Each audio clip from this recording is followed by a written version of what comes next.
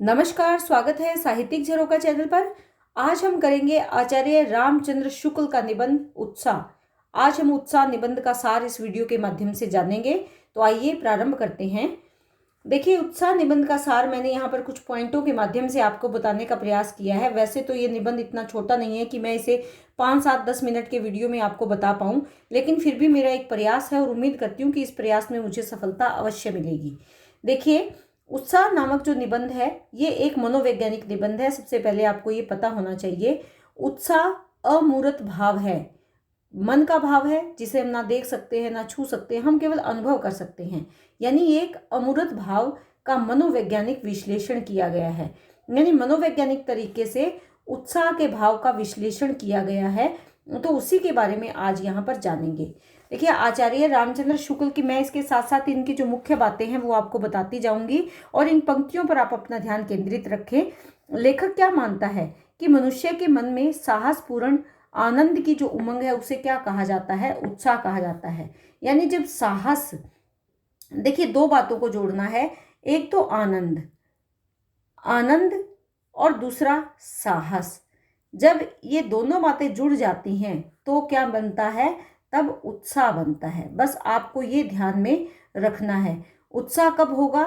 जब आनंद और साहस, यानी हमारा साहस क्या है? किसी कार्य को करने की कोशिश, और वो कोशिश कैसी होनी चाहिए? आनंद से या खुशी से हो तो क्या होता है? उत्साह उत्पन्न होता है। ये बात आपको यहाँ पर ध्यान में रखनी है। इससे ज़्यादा गहराई कुछ भी नहीं है। अगर आपको ये बात समझ में आ जाती है तो आप इस निबंध को बहुत आसानी से कर पाओगे।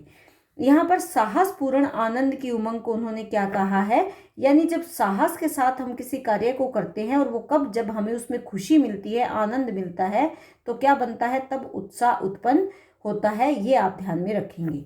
साहस की मूल चेतना क्या है? कर्म में है, यानी कार्य में है। साहस कब? साहसी व्यक्ति क्या करता है? कार्य करता है, यानी कर्म करता है, और कर्म से ही तो हमें खुशी मिलती है, आनंद मिलता है। देखिए, दुख के वर्ग में जहाँ जो स्थान भय का है, आनंद के वर्ग में वही स्थान किसका है? उत्साह का। दुख हमें कब दुख हमें जब अनुभव होता है तो क्या होता है? हमें भय लगता है। दुख किसका? किसी बीमारी के आ जाने का, तो हमें क्या होता है? भय लगता है। कोई हमारा प्रियजन हमसे दूर हो जाए, चाहे वियोग अवस्था हो, चाहे उसकी मृत्यु हो जाए, तो क्या होता है? हमें दुख होता है, और उसके साथ क्या है? भय। लेकिन जब हमारे मन में उत्साह है तो हमें क्या अनुभव होता है? हमें आनंद का अनुभव होता है। भय यानी डर में हम दुखी होते हैं, लेकिन उत्साह में हम आनंदित होते हैं, खुश होते हैं। यानी दोनों में अंतर क्या है? जब हमारे मन में भय कर जाता है घर, तो हम दुखी हो जाते हैं। लेकिन जब हमारे मन में उत्साह, एक नई उमंग आ जाती है, किसी कार्य को करने के लिए जोश आ जाता है, तो हमें क्या मिलता है? हमें आनंद मिलता है या खुशी मिलती है। तो यही बताने का प्रयास आचार्य शुक्ल जी इसमें कर रहे हैं। इसके साथ साथ मैं कुछ पंक्तियों का वाचन करूंगी ताकि आपको ये और ज्यादा समझ में आ जाए।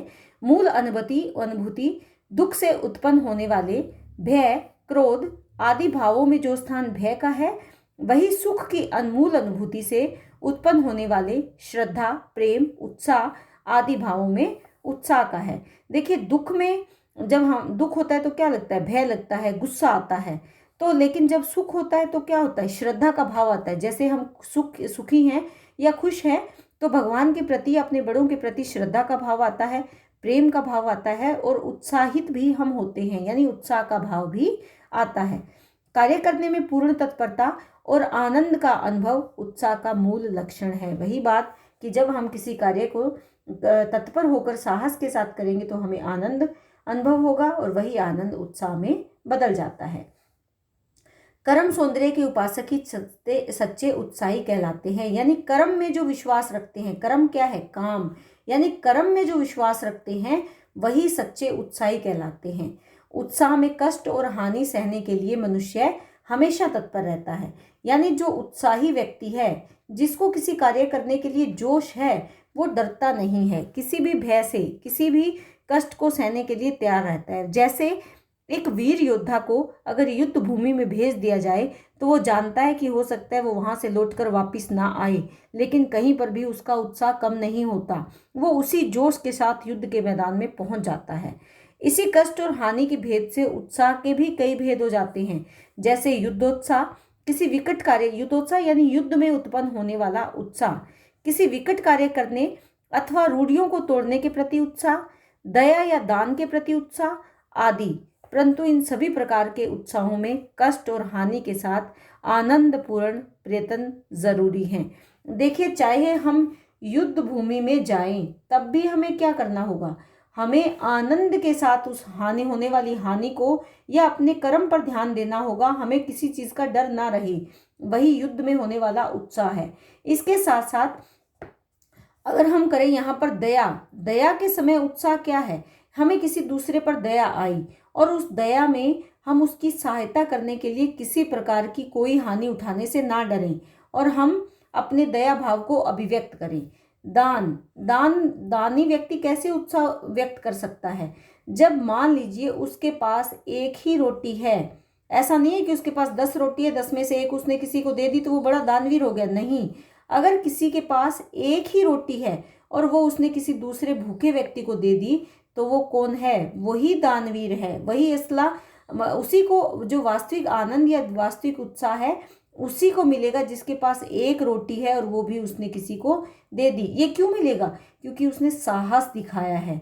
साहस क्या है, वो जानता है कि एक रोटी भी मैं दूसरे को दे दूंगा तो मैं भूखा रह जाऊंगा, लेकिन फिर भी उसने साहस दिखाया है। जिसके पास 10 रोटी है वो अगर दे भी देगा तो उसमें साहस थोड़ी है, 10 में से एक कम हो जाएगी तो 9 तो फिर भी उसके पास है, यानी वहाँ साहस नहीं है, वहाँ दान का भाव तो है लेकिन उसमें उत्साह नहीं है, उमंग नहीं है। तो इसीलिए वही सच्चा दानवीर है जो कष्ट सहन करके भी दान करे। तो यही अंतर होता है दोनों भावों में।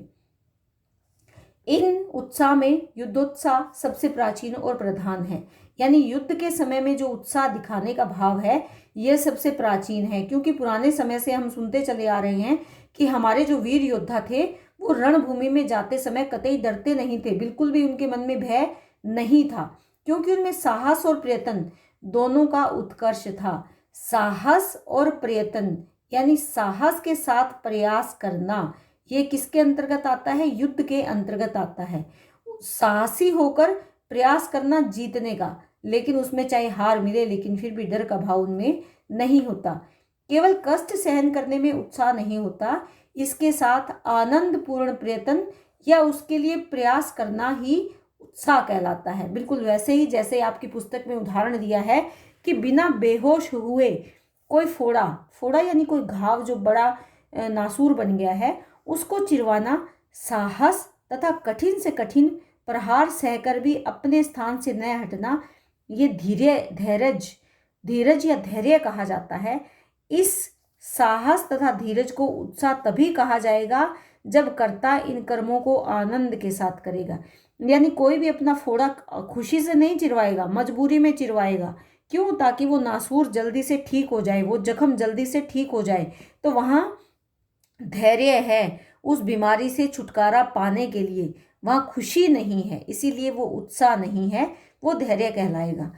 उत्साह में धीरज और साहस दोनों का योग होता है, यानी साहस के साथ हमें धैर्य से उस कार्य को करना होता है, वो कर्म हमें करना होता है, लेकिन उसकी मूल अनुभूति क्या होती है उस कर्म में, आनंद की, यानी हमें उस कर्म को करने में खुशी मिलती है। कोई भी घाव को, कोई भी फोड़े फुंसी को चीरा लगवाना आनंद नहीं देता, वो धैर्य का प्रतीक है उस बीमारी से छुटकारा पाने के लिए, लेकिन आनंद नहीं मिलता उसमें हमें। लेखक के विचार में दानवीरता तभी उत्साह कही जाएगी जब उस दान के कारण उस दानवीर पर आर्थिक कष्ट पड़ने की संभावना हो। जैसे कि मैंने यहाँ पर बताया, मान लो यहाँ 10 चपाती की जगह हम 10 रुपए कर लेते हैं, 10 में से एक देना कोई दानवीरता नहीं है, लेकिन बस 10 ही रुपए हैं और कुछ उसके पास गुजारा ही नहीं है, वो भी कहीं से आए हैं और वो भी किसी और को दे देना, ये क्या है, यही तो वास्तविक उत्साह है, आनंद है। युद्ध के अतिरिक्त अनुसंधान के लिए अगर विचार करें तो पर्वतों पर चढ़ना, रेगिस्तान और जंगली जातियों से भरे प्रदेशों को पार करना आदि भी उत्साह माना जाएगा, क्योंकि इन कर्मों को करने से कर्ता के मन में आनंद की भावना रहती है। मान लीजिए कोई सोचे कि मुझे एवरेस्ट की चोटी पर चढ़ना है, तो वो उसकी अपनी खुशी है, तो वो क्या है, उत्साह है उस कर्म के पीछे, यानी उसको खुशी मिल रही है वो कार्य करने में या जंगलों में जाकर कुछ खोजबीन करनी है, तो वो क्या है, उसकी इच्छा है, उत्साह है। वहां पर उत्साह के क्षेत्र के बारे में अगर बात करें तो ये बहुत व्यापक क्षेत्र है। इसीलिए अगर हम इसको संक्षेप में जानने का प्रयास करें तो उत्साह मनुष्य का श्रेष्ठ गुण है। क्यों? क्योंकि यहाँ पर प्रयास होता है, कर्म होता है और आनंद होता है, जिसके बारे में मैं आपको प्रारंभ से बता रही हूँ। लेकिन जो कर्म है उसके आनंद 3 रूप में लिए जा सकते हैं, कर्म भावना, फल भावना से और आगंतुक या विषांतर से। इसके बारे में यहाँ विस्तार से जानते हैं। देखिए, जो सच्चे कर्मवीर हैं उनके लिए कर्म प्रधान है, उनके लिए कर्म भावना से उत्पन्न जो आनंद है वो प्रधान है। कैसे?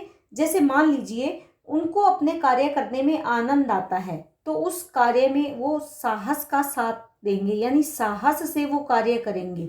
ये कर्म भावना प्रधान आनंद है जो साहस के साथ किया जाता है, और इसमें इनकी दृष्टि फल पर नहीं रहती, उनको वो काम करके ही खुशी मिलती है। वो निरंतर उसी काम में लगे रहते हैं, चाहे उसकी आवश्यकता हो या आवश्यकता नहीं हो।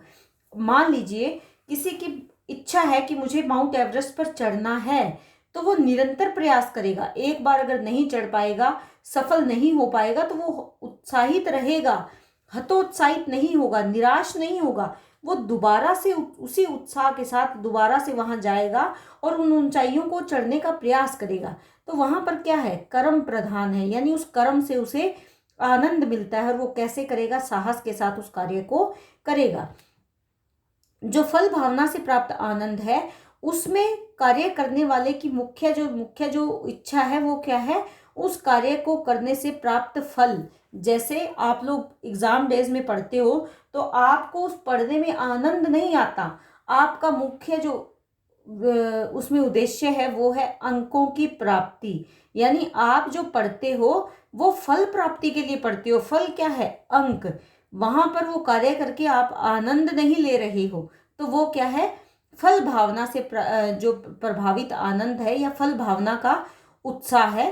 तो यहाँ पर अगर हम दोनों में अंतर देखें तो कर्म भावना से उत्पन्न जो साहस है, आनंद है या उत्साह है, वही सच्चा उत्साह है। क्योंकि इसमें आप कर्म तो कर रहे हो लेकिन आपका ध्यान कहाँ है, फल पर है। उस कर्म में आपको आनंद नहीं मिल रहा। तो जहां पर आपको आनंद नहीं मिल रहा वहां उत्साह नहीं है। इसी प्रकार आगंतुक के आने से या विषय बदल जाने से, विषांतर से, यानी जब आप मान लीजिए आप अपने घर में बहुत निराश बैठे हो, किसी कारण से आपका मन उदास है, लेकिन अचानक से कोई मेहमान आता है, और वो मेहमान भी कौन है, आपका ही मित्र है, आपका ही चहेता है, और उसके आने से क्या होगा, आपकी उदासी अचानक से समाप्त हो जाएगी और आप दोबारा से खुशी का अनुभव करोगे। तो यहाँ पर जो आनंद मिल रहा है वो आनंद भी कैसा आनंद है, इसमें भी उत्साह नहीं है, यहाँ पर भी आप में उत्साह नहीं है। तो तीसरे प्रकार का जो आनंद है वो क्या है, आगंतुक से या विषय के परिवर्तन से हमें प्राप्त होता है। देखिए, धार्मिक और उदार प्रवृत्ति वाले जो व्यक्ति हैं वो भी अपने किए हुए कर्म द्वारा आनंद का अनुभव करने लगते हैं। उनकी दृष्टि में क्या होता है कि फल का मूल्य अधिक नहीं रहता, क्योंकि वो धर्म में उनका मन लगता है, वो कर्म करने से उनको खुशी मिलती है। धीरे धीरे जिसमें उन्हें खुशी मिलेगी, सुख मिलेगा, सुख की अनुभूति होगी, वही उनके आनंद का कारण बन जाएगा। कभी कभी आनंद का जो मूल कारण है वो कुछ और बात होती है। जैसे मान लीजिए हमारी कोई बहुत बड़ी इच्छा पूरी हो गई हो, यहीं से लेते हैं फल भावना से ही। मान लीजिए हमारी इच्छा थी कि हमारे बहुत अच्छे नंबर आए, और वो नंबर आज जिस दिन आ जाते हैं, हमें रिजल्ट का पता चलता है, तो हम अपने आप ही उस खुशी में अनेक कार्य कर देते हैं, और हम वो कार्य इतने उत्साह में करते हैं कि हमें पता भी नहीं चलता। तो वो भी एक प्रकार का उत्साह है, यानी उसके पीछे कारण कुछ और होता है, लेकिन हमारे मन में जब उत्साह की भावना जागती है तो हम बहुत सारे कार्य उसी उत्साह में खुशी खुशी करने के लिए तत्पर हो जाते हैं। तो ये जो शुक्ल जी ने उत्साह निबंध के बारे में या उत्साह निबंध में इतनी सारे उत्साह मनोभाव के बारे में जो बात करी है, ये केवल उत्साह पर ही लागू नहीं होती, बल्कि जो हमारे अन्य मनोविकार हैं उन या अन्य जो मनोभाव हैं उन पर भी ये लागू होती हैं। बिल्कुल वैसे ही जैसे क्रोध की स्थिति में इससे बिल्कुल विपरीत होता है। गुस्सा हमें किसी बात पर आया होता है, निकाल हम कहीं और लेते हैं, झुंझलाहट होती है प्रत्येक काम में, हमारा मन दुखी हो जाता है और वो जो दुख है मन में वो हमारे दैनिक जीवन के सभी कार्यों को और हमारे संपर्क में आने वाले सभी व्यक्तियों को प्रभावित करता है। इसी प्रकार हमारे अन्य जो मनोभाव हैं वो भी हमारे व्यक्तित्व को और जीवन को प्रभावित करते हैं। तो यहाँ पर ये बात ध्यान देने योग्य है कि अगर मन प्रसन्न है तो अनेक अन्य कार्य भी हम आनंद और उत्साह से कर सकते हैं। व्यक्ति की मानसिक स्थिति या उसके मनोदशा है वो उसके पूर्ण जीवन को प्रभावित करती है। ये इस जो निबंध में लेखक बताना चाह रहे हैं। तो इस तरह से हम देखते हैं कि जो उत्साह नामक निबंध है ये एक सात्विक मनोविकार उत्साह से जुड़ा हुआ है और मानव मात्र को निरंतर कर्मशील बने रहने की प्रेरणा देता है। यानी यहाँ पर क्या है, कर्म प्रधान है। हमें ना तो फल से प्रेम करना चाहिए ना ही बदली हुई परिस्थितियों से, हमें अपने कर्म से प्रेम करना चाहिए। अगर हम कर्म से प्रेम करेंगे तो हमें अपने आप ही आनंद आएगा और वो आनंद क्या होगा, उत्साह में परिवर्तित हो जाएगा। ये हमें ध्यान में रखना है कि मानव का एक श्रेष्ठ गुण है उत्साह और हमें उस उत्साह को हमेशा बनाए रखना है। तो इस तरह से भावों और विचारों को आपस में गूंथते हुए और बहुत सारे उदाहरणों के माध्यम से उत्साह निबंध को समझाने का प्रयास लेखक ने किया है और उम्मीद करती हूँ कि लेखक का प्रयास और मेरे द्वारा इस वीडियो के माध्यम से किया गया प्रयास अवश्य सफल होगा और आप इस निबंध को बहुत अच्छे से जान पाओगे, समझ पाओगे। लेकिन इसके लिए मेरा वीडियो देखने के साथ साथ आपका जो सिलेबस में लगा है उत्साह नामक निबंध उसका अध्ययन ज़रूर करें, क्योंकि उसका अध्ययन करेंगे और साथ में ये वीडियो देखेंगे तो आप इसे बहुत आसानी से और बहुत अच्छे से समझ पाओगे। बहुत बहुत धन्यवाद।